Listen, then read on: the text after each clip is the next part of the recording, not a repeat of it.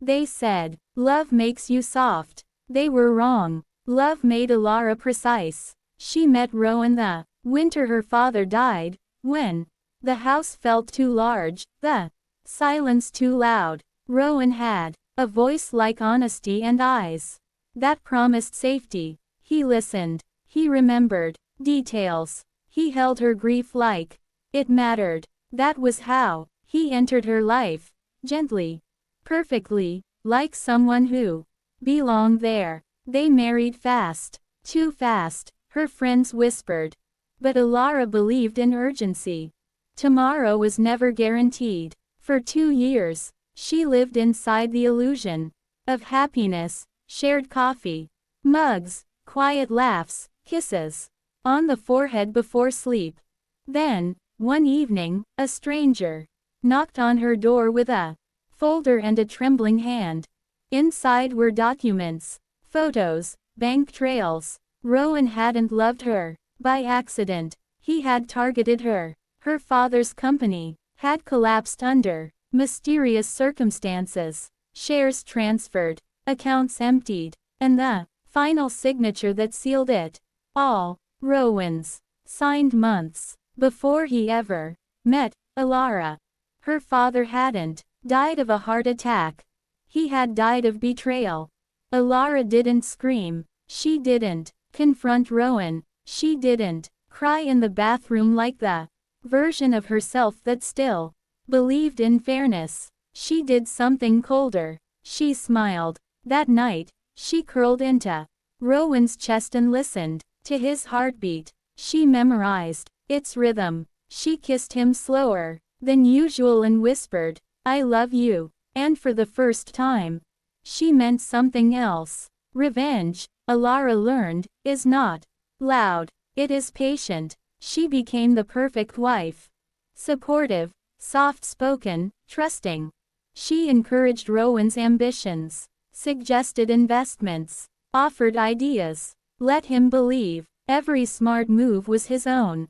Quietly, she rebuilt her father's old network. Quietly, she rerouted money Rowan didn't notice disappearing. Quietly, she planted questions in the right ears. Regulators, partners, men who hated losing control more than they loved money. And quietly, she fell in love again. Not with Rowan, with the woman she was becoming. Stronger, sharper, awake. Rowan noticed the change. Too late. He mistook her calm for forgiveness, her devotion for blindness. Men like him always do. On their 3rd anniversary, Alara gave Rowan a gift, a leather-bound journal. "For our future," she said sweetly. Inside were not love notes, but evidence. Every signature, every lie, every transaction, dates, times, names. Rowan's smile cracked. "What is this?" he asked, voice unsteady. Alara poured wine. "It's the story of how you killed my father," she said gently.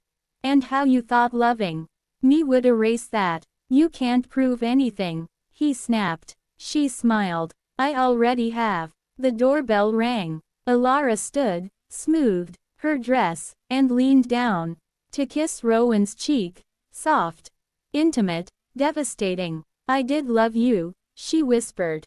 "That was your only mistake. You taught me how to lie. Convincingly." When the authorities led Rowan away, he didn't look angry. He looked confused, as if he still believed love should have saved him. Months later, Alara sold the house. She donated the money to causes her father once supported. She burned old photographs and kept only one thing, a letter she never sent. "You didn't just take my father." It read, "You taught me that love without truth is just another weapon."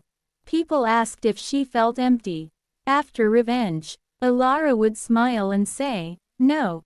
Because revenge hadn't filled the hole in her chest. It had carved space for something better, peace. And if love ever found her again, it would have to come unarmed.